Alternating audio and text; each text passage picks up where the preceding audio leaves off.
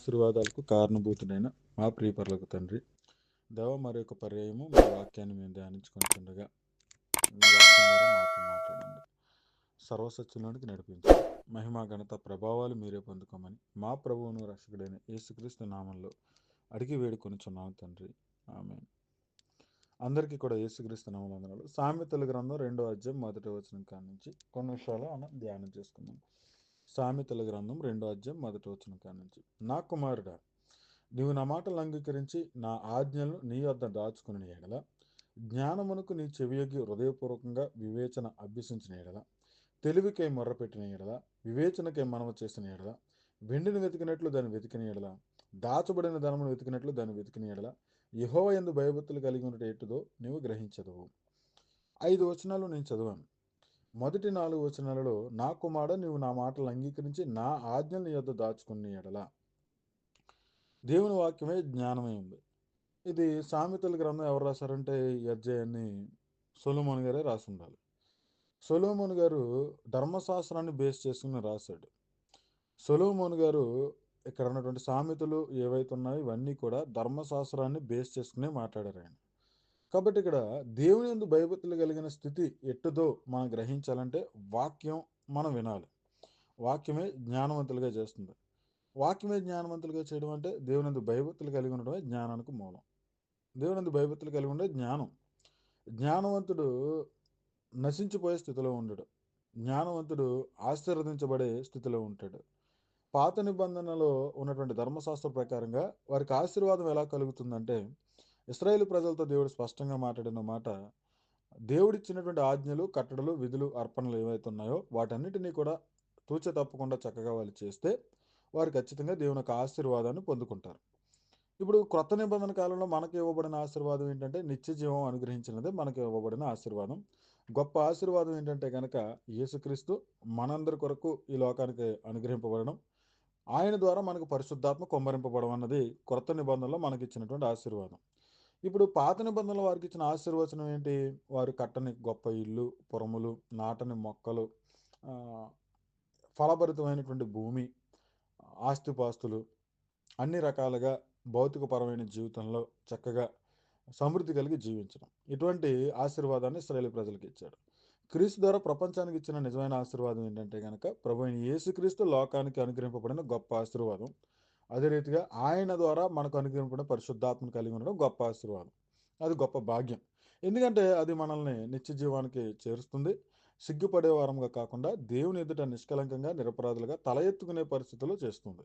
కాబట్టి కొత్త నిబంధనలలో ఆశీర్వాదం అలా ఉంటే, ఇక్కడ పాత నిబంధన కాలంలో ఇక్కడ స్పష్టంగా ఏమంటాడంటే కనుక దేవుని యొక్క ఆశీర్వాదం అనేది ధర్మశాస్త్రాన్ని బట్టి వాళ్ళకి బేస్ అయి ఉంది. వాళ్ళు ధర్మశాస్త్రాన్ని అనుసరించి నడుచుకున్నారా, వారికి కొరువులు ఉండవు, ఇబ్బందులు ఉండవు, యుద్ధాలు ఉండవు, ఏ చెడ్డ పరిస్థితులు ఉండవు, ఏ కష్టాలు ఇబ్బందులు అస్సలు ఉండవు వాళ్ళకి. కానీ వాళ్ళు ధర్మశాస్త్రం విడిచిపెట్టారా, కరువులు వచ్చేస్తాయి. ఇంకా చెప్పాలంటే కనుక తెగుళ్ళు వస్తాయి. ఇంకా చెప్పాలంటే ఇతర రాజ్యాల వారు వచ్చి ఎత్తుకుని వెళ్ళిపోతారు, యుద్ధానికి వస్తారు, ప్రాణ నష్టం, ఆస్తి నష్టం, అన్ని నష్టాలు జరుగుతూ ఉంటాయి. కాబట్టి ఇక్కడ ధర్మశాస్త్రాన్ని బట్టి రాసినటువంటి సామెతల గ్రంథంలో స్పష్టంగా సొలొమోను గారు ఏమంటున్నారంటే, దేవుని యొక్క మాటలో వాక్యాన్ని నీ వద్ద దాచుకుని వాటికి చెవియొగ్గి హృదయపూర్వకంగా నువ్వు అభ్యసిస్తే అదే నీకు తెలివి, అదే నీకు వివేచన, అదే నీకు గొప్ప ఐశ్వర్యం. ఎందుకంటే కనుక దేవునందు భయభక్తులు కలిగి ఉంటుందా ఎట్టుదో నువ్వు గ్రహిస్తావు. కాబట్టి దాన్ని బట్టి నువ్వు గొప్ప ఆశీర్వాదాన్ని నువ్వు పొందుకుంటావు. నిజమే అది. పాత నిబంధన కాలంలో అది నిజమే. ఆ, దేవుని ధర్మశాస్త్రం అనుసరించి నడిచిన వారందరికీ కూడా దేవుడు ఎంతో కృప చూపుచూ వాళ్ళని ఆశీర్వదిస్తూనే వచ్చాడు. ఎవరైతే అవిధేయత కలిగి ఉన్నారో వాళ్ళు బాధింపబడుతూనే ఉన్నారు. ఇక్కడ స్పష్టంగా ఏంటంటే కనుక నువ్వు తెలుగుకే మొర్ర పెట్టాలి, వివేచనకే మనవ చేయాలి అంటున్నారు. కానీ వాస్తవానికి దేవుడు తన ధర్మశాస్త్రం ద్వారా తెలివి అంటే ఏంటి, వివేచన అంటే ఏంటి, జ్ఞానం అంటే ఏంటి, యుక్తి కలిగి ఉండడం అంటే ఏంటి అన్నది ఆయన తనకు తానుగానే వాక్యం ద్వారా తెలియజేశాడు. ఆ, దేవుని యొక్క ధర్మశాస్త్రాన్ని అనుసరించి నడుచుకోవడమే తెలివికి మూలము. తెలివైన వాడు ధర్మశాస్త్రం అనుసరిస్తాడు, తెలివి తక్కువ వాడు ధర్మశాస్త్రాన్ని అనుసరించడు. తద్వారా ఏం జరుగుతుంది? తెలివి తక్కువ పని ఏం చేస్తుంది? నష్టాన్ని దయచేస్తుంది. వివేచన కలిగి ఉండడం అంటే ఏది చేయాలో ఏది చేయకూడదు, దేవుని యందు భయభక్తులు కలిగి జీవించడం, ఆయన వాక్యాన్ని అనుసరించడం గొప్ప వివేచన. అది వివేచన కలిగిన వాడు దేవుని ఆశీర్వాదం పొందుకుంటాడు. అయితే ఆ వివేచన లేనివాడు ఖచ్చితంగా కొట్టబడతాడు. జ్ఞానానికి మూలం అంటే దేవుని యందు భయభక్తులు కలిగి ఉంటే జ్ఞానం. కాబట్టి వివేచన అంటే ఏంటి, తెలివి అంటే ఏంటి, జ్ఞానం అంటే ఏంటంటే ధర్మశాస్త్ర కాలంలో ధర్మశాస్త్రాన్ని అనుసరించి నడుచుకోవడం. మరి కొత్త నిబంధన కాలంలో జ్ఞానం అంటే క్రీస్తుని కలిగి ఉండడం, వివేచన అంటే క్రీస్తు ఒక బోధనలు అనుసరించడం, తెలివి అంటే ప్రభువుని సంరక్షణగా అంగీకరించి ఈ లోకంలో ఏ ఉన్నా లేకపోయినా కానీ రక్షణ వస్త్రాలు కాపాడుకోవడం. వాక్య ప్రకారంగా జ్ఞానము, వివేచన, తెలివి అంటే అదే. పాత నిబంధనలో ధర్మశాస్త్రం బట్టి అలా ఉంటే, క్రొత్త నిబంధనలో మనకి ఇలా ఉంది. కాబట్టి ఇక్కడ స్పష్టంగా మనం వెతకక్కర లేకుండా దేవుడు ప్రత్యక్షమయ్యాడు. తన జ్ఞాన సంబంధమైన వాక్యం మనకు దయచేశాడు. వివేచన దయచేశాడు. తెలివిని దయచేశాడు.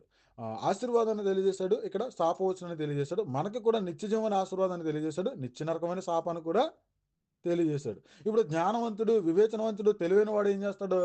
క్రీస్తునందు విశ్వాసం ద్వారా రక్షణ పొందుకుని ఆయన రాజ్యంలో ఉన్న రీతిగా ఆయనను అనుసరిస్తూ అపోస్తుల బోధ యందును, ప్రభువైన యేసుక్రీస్తు బోధ యందును నిలకడగా ఉండి జీవిస్తాడు. మరి ఇక్కడ పాత నిబంధన కాలంలో సొలొమోను చెప్పిన క్రమంలో అయితే ఏంటి? వారికి 600 చిల్లర ఆజ్ఞలున్నాయి కాబట్టి వాటన్నిటిని చక్కగా నడుచుకుంటూ దేవునందు భయభక్తులు కలిగి ఉండి దేవుడిచ్చిన ఆజ్ఞలు కట్టడలు కలిగి జీవిస్తూ ఉంటాడు. అదే పాత నిబంధన కాలంలో ధర్మశాస్త్రాన్ని బట్టి కలిగి వివేచన, తెలివి, జ్ఞానం. కాబట్టి ఇక్కడ ఈ విధంగా నీవు కలిగి ఉండాలి. యెహోవాయే జ్ఞానం ఇచ్చేవాడు. యెహోవాయే జ్ఞానం ఇచ్చేవాడు అంటే ఈ లోకంలో డబ్బు సంపాదించే జ్ఞానం గురించి మాట్లాడట్లేదు, ఆస్తులు సంపాదించే జ్ఞానం గురించి మాట్లాడట్లేదు, ఒకరిని మోసం చేసే జ్ఞానం గురించి మాట్లాడడం లేదు, లేకపోతే తక్కువ వయసులో ఉద్యోగాలు చేసే జ్ఞానం గురించి మాట్లాడడం లేదు, ఇతరులను మోసం చేస్తూ ఒక రూపాయి వెనక్కేసుకునే జ్ఞానం గురించి మాట్లాడట్లేదు, ఈ లోక జీవన సంబంధమైన జ్ఞానం గురించి ఇక్కడ మాట్లాడడం లేదు. దేవుని గురించినటువంటి సంగతుల విషయంలో జ్ఞానం గురించి మాట్లాడుతున్నాడు. మనం అది అడక్క మునిపే దేవుడే మనకు ఆ జ్ఞానాన్ని దయచేశాడు. ఎందుకంటే దేవుడు తనకు తానుగా వచ్చి ప్రత్యక్షపరుచుకున్నాడు తప్ప గాని ఏ నరుడు కూడా వెతకల. అబ్రహాం గారి కాలంలో అబ్రహాం గారు వెతకల. దేవుడే వెతికి అబ్రహాముతో మాట్లాడాడు. అదే రీతిగా యేసుక్రీస్తు గారి కాలంలో ప్రపంచం అంతా ఉన్న మనుషులు తమకు నచ్చిన త్రోవలో వాళ్ళు ఉన్నప్పుడు యేసుక్రీస్తు గారు వచ్చి తండ్రిని బయలుపరిచాడు మొత్తం అందరికి. కాబట్టి ఏ కాలంలోనైనా దేవుడు తనకు తానే బయలుపరుచుకున్నాడు. తన విధేయత భయభక్తులు కలిగి ఉండడం జ్ఞానం అని చెప్పాడు, వివేచన అని చెప్పాడు, తెలివి అని చెప్పాడు. ఇక్కడ సామెతల గ్రంథంలో సొలొమోను తన జీవితంలో జరిగిన పరిస్థితిని బట్టి ఈ విధంగా మాట్లాడుతున్నాడు. నేను జ్ఞానం కోసం, వివేచన కోసం, తెలివి కోసం దేవుణ్ణి అడిగాను. నీకేం కావాలో కోరుకో సొలొమోను అనంటే, దేవా నీ రాజ్యాన్ని పరిపాలించాలంటే నాకు జ్ఞానం కావాలి. మనుషులు నా ఎదురుకు వచ్చి ఒక సమస్యను తీర్చాలంటే నాకు జ్ఞానం కావాలి. నాకు అది కావాలి ప్రభువా అని అడిగాడు. ఆ ఒక సొలొమోను జీవిత అనుభవాలతో ఏమన్నాడంటే, ప్రియ ఇశ్రాయేలు ప్రజలారా, ఇశ్రాయేలు ఇంటి వారలారా, మీకు తెలివి తక్కువగా ఉంటే దేవుణ్ణి అడగండి ఇస్తాడు. మీకు వివేచన తక్కువైతే గనక వివేచన అడగండి ఇస్తాడు. మీకు జ్ఞానం కొదువుకుంటే జ్ఞానం అడగండి ఇస్తాడు. ఎందుకంటే సొలొమోను పొందుకున్నాడు కదా!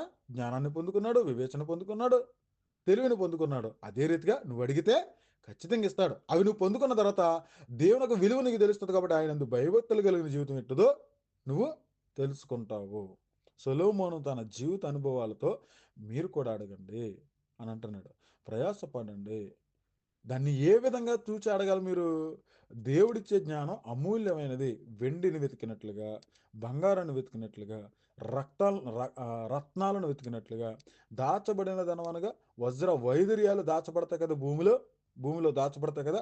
అది వాటిని వెతికేవారు ఎంత శ్రద్ధగా, ఎంత కష్టపడతారో, అదే రీతిగా మీరు కూడా అడిగితే ఖచ్చితంగా ఇస్తాడు అన్నాడు. ఎందుకంటే సొలొమోను అదే ప్రయాసలో ఉండి అడిగాడు. దేవుడిని అడిగాడు జ్ఞానాన్ని. పొందుకున్నాడు. కాబట్టి మీరు కూడా అలా ఉండాలి అని చెప్తున్నాడు. ఓకే. రైట్. ఇలాగా 5 వచనాలు, 6 వచనాలు, 7 వచనాల గురించి కూడా సొలొమోను తన జీవితంలో జరిగిన పరిస్థితులు మనం తెలుసుకున్నాం. ఇక్కడ ఉన్నటువంటి ధర్మశాస్త్రాన్ని బట్టి వచ్చే జ్ఞానాన్ని తెలుసుకున్నాం. వివేచన, తెలివంటే ఏంటో తెలుసుకున్నాం. ఇదే వచనాలు మనం క్రొత్త నిబంధన కాలంలో యేసుక్రీస్తు ద్వారా పొందుకున్నటువంటి పరిస్థితులు కూడా మనం తెలుసుకున్నాం. ఓకే. రైట్. మనం ముందుకెళ్తే గనక 8వ వచనం. న్యాయము తప్పిపోకుండా 6వ వచనం కానించి యెహోవాయే జ్ఞానం ఇచ్చేవాడు. తెలివి, వివేచన ఆయన నోట నుండి వచ్చును. ఆయన యథార్థవంతులను వర్ధిల్లజేయును. యుక్త మార్గము తప్పక నడుచుకున్న వారికి ఆయన కేడముగానున్నాడు. యుక్తముగా ఎవరు నడుచుకున్నారు? సొలొమోను నడుచుకున్నాడు. అందుకే ఏమడిగాడు? యుక్తముగా నడుచుకున్నాడు కాబట్టి నాకు తెలివి కావాలి, జ్ఞానం కావాలి, వివేకం కావాలి ప్రభువా. నీ రాజ్యాన్ని పరిపాలించాలంటే, ఇంతటి సమూహానికి నేను తీర్పు తీర్చాలంటే ఖచ్చితంగా నాకు ఇది అవసరం అని అదే అడిగాడు. కాబట్టి నేను అడిగాను, నేను పొందుకున్నాను. మీరు కూడా అదే అడగండి అన్నాడు. సొలొమోను తన జీవిత అనుభవాల నుంచి రాస్తున్నాడు. అది ఎప్పుడూ కూడా గుర్తుపెట్టుకోవాలి. సొలొమోను తన జీవిత అనుభవాల నుంచి. సొలొమోను రచించినటువంటి జీవితాన్ని చూసినప్పుడు సొలొమోను అనుభవపూర్వకంగా రాస్తున్నాడు. సొలొమోను అంతకుముందు జ్ఞానవంతుడు కాదు. అంతకుముందు జ్ఞానవంతుడు కాదు. ఏదైతే తనకు కొదువుగా ఉందో దాన్నే అడిగాడు. మనకి కొదువుగా ఉన్నదేంటి కొత్త నిబంధన కాలంలో? రక్షణ మనకు కొదువుగా ఉందేమో, దేవుని గురించిన వాక్య జ్ఞానం కొదువుగా ఉందేమో, దీని గురించి మనం ఆలోచించాం. ఇది చాలా అవసరత అక్కరే ఉన్నదన్నది కూడా సీరియస్గా తీసుకోం మనం దేన్ని అడుగుతాము? మన జీవిత సంబంధమైన విధానం గురించి అడుగుతాం. ఈ లోక జీవ సంబంధమైనటువంటి అక్కర్ల పరిస్థితులు అడుగుతాం. అవి మంచివే, మన అక్కర్లు అడగొచ్చు, తప్పులేదు. కానీ కొదువై ఉన్నది ఏంటంటే దేవుని గురించిన జ్ఞానం, వివేకం. అది లేదు కాబట్టే ఎట్టుబడితట్టు గాలి చెదరగొట్టు పట్టువలే కల్పింపబడిన ప్రతి ఉపదేశమునకు ఇటు అటు తిరుగుతూ అలల చేత రేగగొట్టబడిన అలల చేత గాలి చేత రేగగొట్టబడిన అలలను పోలి ఉన్నాము అని ఎఫెసీయులకు రాసిన పత్రిక 4 అధ్యాయంలో స్పష్టంగా పౌలు చెప్తాడు. అలా ఉన్నాం మనం. కానీ అలా ఉండకూడదు. Right, okay. ఇక్కడ సొలొమోను తన జీవితంలో అడుగుతున్నాడు. నేను యథార్థంగానే దేవుణ్ణి అడిగాను. నా ఘనత కోసం నేను అడగల. నా మెప్పు కోసం నేను అడగల. నేను దేవుణ్ణి అడిగింది, దేవా ఈ రాజ్యం మీద నన్ను రాజుగా చేశావు. ఈ రాజ్యానికి తీర్పులు తీర్చాలి, ఈ ప్రజల సమస్యలు తీర్చాలి, ఈ గొడవలు తీర్చాలి, ఈ భేదాలు తీర్చాలంటే నీ రాజ్యాన్ని పరిపాలించే జ్ఞానం కావాలి. ఆ జ్ఞానం నాకు లేదు. కాబట్టి నాకు జ్ఞానాన్ని ఇయ్యి అన్నాడు. యథార్థంగా అడిగాడు. కాబట్టి దేవుడు సహాయం చేశాడు. సొలొమోనుకి కేడముగా దేవుడు ఉన్నాడు. సొలొమోను తన జీవిత అనుభవాలతో రాస్తున్నాడు ఈ సామెతల గ్రంథం. 2వ అధ్యాయం 7 వచనాలు చూసుకుందాం. 8వ వచనం కానీ చూసుకున్నట్లయితే, న్యాయము తప్పిపోకుండా ఆయన కనిపెట్టును, తన భక్తుల ప్రవర్తన ఆయన కాచును. అప్పుడు నీతి న్యాయములను యథార్థతను ప్రతి సన్మార్గము నీవు తెలుసుకుందువు. జ్ఞానమును నీ హృదయమును చొచ్చును, తెలివి నీకు మనోహరముగా ఉండును, బుద్ధి నిన్ను కాపాడును, వివేచన నీకు కావలి కాయును. అది దుష్టుల మార్గము నుండి మూర్ఖముగా మాటలాడు వారి చేతుల నుండి నిన్ను రక్షించును. అట్టివారి చీకటి త్రోవలు నడవలనని యథార్థ మార్గములు విడిచిపెట్టుదురు, కీడు చేయ సంతోషించుదురు, అతి మూర్ఖుల ప్రవర్తన ఎందు ఉల్లసిందురు. ఒక 2 విషయాలు చెప్తున్నాడు. నువ్వు నిజంగా దేవుని జ్ఞానాన్ని పొందుకుంటే, నువ్వు నిజంగా దేవునిలో ఉంటే గనక ఏం మాట్లాడాలి, ఎవరితో స్నేహం చేయాలి, ఎవరి క్రియలో పాలు భాగస్తులుగా ఉండాలి అన్నది నీకు అర్థమైపోతుంది. దేవుని దగ్గర నుంచి వచ్చిన జ్ఞానం నిన్ను కాపాడుతుంది. దేవుని గురించిన వివేకం నిన్ను కాపాడుతుంది. అది నువ్వు న్యాయం తప్పిపోకుండా అందరి పట్ల న్యాయంగా ప్రవర్తిస్తావు. నువ్వు చక్కగా నీతి న్యాయాలను అనుసరించి నడుచుకుంటావు. ప్రతి సన్మార్గాన్ని నువ్వు తెలుసుకుంటావు. ఆ సన్మార్గంలో నువ్వు ఉంటావు. జ్ఞానం నీ హృదయంలో ఉంటే అది నీకు మనోహరముగా ఉంటుంది. మనోహరముగా అంటే ఒక అలంకరణగా ఉంటుంది. కాబట్టి నీ మాటలు ఎలా ఉంటాయంటే ఉప్పు వేసినట్లు రుచికరంగా, అనేకులకి మాదిరిగా, జ్ఞానవంతుడిగా నడుచుకుంటావు. ప్రతి విషయంలో కూడా తొందరపాటు తత్వం ఉండదు. తొందరపాటుగా నోరు జారవు. తొందరపాటు విషయాలు నీకుండవు. ఎక్కడ మాట్లాడాలో అక్కడ మాట్లాడతావు. ప్రతి విషయంలో మేలునే చేస్తావు. కీడు వచ్చుచున్న భయం నీకుండదు. కీడు వచ్చినా దాన్ని తప్పించుకునే జ్ఞానాన్ని నువ్వు కలిగి ఉంటావు. ఒకరి చేతిలో పడిపోవు, అనవసరంగా వెళ్ళి ఇబ్బందులు పాలవ్వవు. ఆ జ్ఞానం నిన్ను కాచి కాపాడుతుంది. అది నీకు మనోహరంగా, అలంకరణగా ఉంటుంది. సొలొమోను జ్ఞానం పొందుకున్న తర్వాత ఎంత అలంకరంగా ఉందంటే, ఎక్కడో దూరదేశం నుండి ఒక రాణి వచ్చి చూసి పరిశీలించి ఈ జ్ఞానం ఇంతటి జ్ఞానం కలిగిన వాడా అన్న రీతిగా ఎక్కడో బూదిగంతం నుండి ఒక రాణి వస్తదేకుండా. నిజంగా చెప్తున్నాను నేను. సొలొమోను వంటి జ్ఞానవంతుడు భూమి మీద ఎవడనూ లేడు ఇప్పటి వరకు కూడా. కానీ యేసుక్రీస్తు గారు ఆయనకంటే జ్ఞానవంతుడు. యేసుక్రీస్తు గారిని పక్కన పెడితే సొలొమోను వంటి జ్ఞానవంతుడు ఇక ముందును ఉండడు, ఇక ముందు పుట్టడు అనేసి స్పష్టంగా ఆయన గురించి లేఖనాలు ఉన్నాయి. కాబట్టి దేవుని గురించిన జ్ఞానం మనకు మనోహరంగా ఉంటుంది. నిజంగా అది అలంకరణగా ఉంటది. సమాజంలో మనకి అది అవమానపరచదు. మనం సిగ్గుపరచబడం. ఆ జ్ఞానం పొందుకున్న మనం తల ఎత్తుకుని జీవించే విధంగా మనం ఉంటాం. ఎందుకంటే మనం దుష్టుల క్రియలు చేయం, అనీతి క్రియలు చేయం, దుర్నీతి క్రియలు చేయం. దేవుని గురించిన జ్ఞానం, దేవునందు భయభక్తులు కలిగి ఉంటాం కాబట్టి ఆయనకి నచ్చినట్లుగానే మన ప్రవర్తన, మన ఆలోచనలు అన్నీ కూడా ఉంటాయి కాబట్టి అది మనకి ఘనతనే ఇస్తుంది తప్ప గాని ఎంత మాత్రం ఉన్నది సిగ్గుపరచదు. అందుకే అన్నాడు, ఆ జ్ఞానము, ఆ తెలివి, ఆ బుద్ధి మనల్ని కాపాడతాయి. మనల్ని వివేచనిస్తాయి. మనకి కావలిగా ఉంటాయి.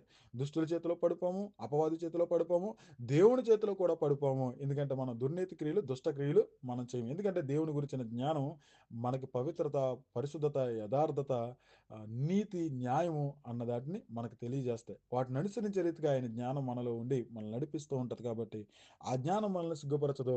అది మనకు మనోహరముగా ఉంటుంది. 11వ వచనంలో, బుద్ధి నిన్ను కాపాడును, వివేచనకు కావలేను. అది దుష్టుల మార్గము నుండి మూర్ఖముగా మాటలాడు వారి చేతి నుండి నిన్ను రక్షించును. ఎస్, దుష్టుల మార్గము ఏంటో మనకు తెలుసు. దుష్టుల మార్గం అంటే, దుష్టుడు అంటే ఎవరు? అపవాది. అపవాది సంబంధమైన వారు నడుచుకునే పరిస్థితులు మనందరికీ తెలుసు. ఆ రీతికి మనం ఉండం అని దానికి అర్థం. నెక్స్ట్ దానికి ఏముంది కింద వచనం, మూర్ఖముగా మాట్లాడు వారి చేతుల నుండి నిన్ను రక్షించును. ఒక వ్యక్తితో మనం మాట్లాడుతున్నప్పుడు సత్యాన్ని అంగీకరిస్తాడా? చెప్పిన మాట వాస్తవాన్ని అంగీకరించే స్వభావం కలిగిన వాడా? మూర్ఖముగా వాదోపవాదాలు చేసేవాడా? అటువంటి స్థితిగతులు మనం కనిపెడతాం. వాదోపవాదాలు చేసేవాడికి డైరెక్ట్‌గా నేను చెప్పను, నాకు తెలీదు అంటాను నేనైతే. ఒక మాట చెప్తున్నప్పటికీ కూడా మనిషిని గెలవాలని మూర్ఖంగా వచ్చి పడేవారు ఎవరైతే ఉన్నారో వారికి డైరెక్ట్‌గా చెప్తాను, నేను చెప్పను, నాకు తెలీదు అంటాను. కానీ తెలుసుకోవాలి, బలపడాలి, అనేక విషయాల్లో నేను జ్ఞానవంతుడిగా ఉండాలి అని తెలిసి అడిగినా, తెలియక అడిగినా అంగీకరించే స్వభావం, తగ్గించుకునే స్వభావం తెలిసిపోయిన వారికి ఖచ్చితంగా నేను సమాధానం చెప్తాను. కాబట్టి ఇక్కడ ఏమన్నాడంటే, నువ్వు జ్ఞానవంతుడివైతే నీతో మాట్లాడుతున్న వ్యక్తులు, నీతో ప్రవర్తిస్తున్న వ్యక్తులు, నువ్వు ఏ సమాజంలో ఉంటున్నావో ఆ సమాజానికి సంబంధించి చాలా ఇహలోక మాలిన్యం అంటుకోకుండా చక్కగా నువ్వు ప్రవర్తిస్తావు అని చెప్తున్నాడు. కాబట్టి అది నిన్ను కాపాడుతుంది అని అంటున్నాడు. సొలొమోను తన జీవితంలో పొందుకున్న జ్ఞానాన్ని బట్టి మనకు కూడా చెప్తున్నాడు, నా కుమారుడా, నీవు జ్ఞానాన్ని అడుగు దేవుణ్ణి. దాన్ని వెతుకు, అడుగు, ప్రభువుని అడుగు. ఎందుకంటే దేవుని గురించిన జ్ఞానం నీకు అలంకారం. దేవుని గురించిన జ్ఞానం నీకు పరిశుద్ధత, యథార్థత, నీతి న్యాయాలు నీకు తెలుస్తాయి. దేవుని ఉద్దేశాలు నీకు తెలుస్తాయి. దేవునికి ఇష్టంగా ఎలా జీవించాలో తెలుస్తాయి. దుష్టుల మార్గం ఏంటో నీకు తెలుస్తుంది. మూర్ఖంగా మాట్లాడు వారి చేతుల నుంచి ఎలా తప్పించుకోవాలో తెలుస్తుంది. చీకటి త్రోవల్లో నువ్వు నడవకుండా వెలుగు త్రోవల్లో నడిచే యథార్థ మార్గములు నువ్వు కలిగి ఉంటావో, అంటే ఇక్కడ ఎంతమందిని మూర్ఖుల్ని దుష్టుల్ని చూపిస్తున్నాడో వారి వల్ల నువ్వు ప్రవర్తించవో, జ్ఞానం కలిగిన రీతిగా నువ్వు శ్రద్ధగా ఉంటావు అని అంటున్నాడు. ఎందుకంటే నువ్వు దేవుని గురించిన జ్ఞానం నీలో ఉంటే గనక ఈ దుష్టులు మూర్ఖముగా మాట్లాడేవారు పరిస్థితుల్లో ఉండి వారికి వాళ్ళ ఒక మార్గాలలో నువ్వు ఉండవు. వాళ్ళ మార్గాలు ఎలా ఉంటాయంట, అట్టివారు చీకటి త్రోవలలో నడువలని యథార్థ మార్గం విడిచిపెట్టెదరు, కీడు చేసి సంతోషించుదురు, అతి మూర్ఖుల ప్రవర్తన ఉల్లసించుదురు, వారు నడుచుకున్న త్రోవలు వంకరవి, వారి కుటిల వర్తనలు మరియు అది జార స్త్రీ నుండి మృదువుగా మాట్లాడు పరస్త్రీ నుండి నేను రక్షించను. జ్ఞానం అనేది కేవలం దుష్టుల నుండే కాదు, ఈ లోకంలో ఉన్న మూర్ఖుల నుండే కాదు, లోక సంబంధమైన వారి నుండే కాదు కానీ జార స్త్రీల నుండి కూడా నిన్ను కాపాడుతుంది ఈ జ్ఞానం అని చెప్తా అన్నట్టు. కాబట్టి ఇక్కడ నుంచి ఈ 16వ వచనం చెప్పాను అనుకోండి, దగ్గరగా మీకు చాలా విషయాలు కిందకి చెప్పుకురావాలి. 10 నిమిషాలు అడిగారు, 18 నిమిషాల వాక్యం చెప్పాను. దేవుని నామానికి మహిమ కలుగును గాక. సమయం చాలా అయిపోయింది కాబట్టి ప్రార్థన చేసి ముగించుకుందాం. నేను చెప్పింది సామెతల గ్రంథం 2వ అధ్యాయం 15వ వచనం దాకా చెప్పాను. ఇందులో సొలొమోను తన జీవిత అనుభవాలు ఏవైతే ఉన్నావో అవి చెప్పాను. సొలొమోను తన జీవిత అనుభవాల నుంచి దేవుని దగ్గర పొందుకున్నటువంటి జ్ఞానం గురించి చెప్తున్నాను.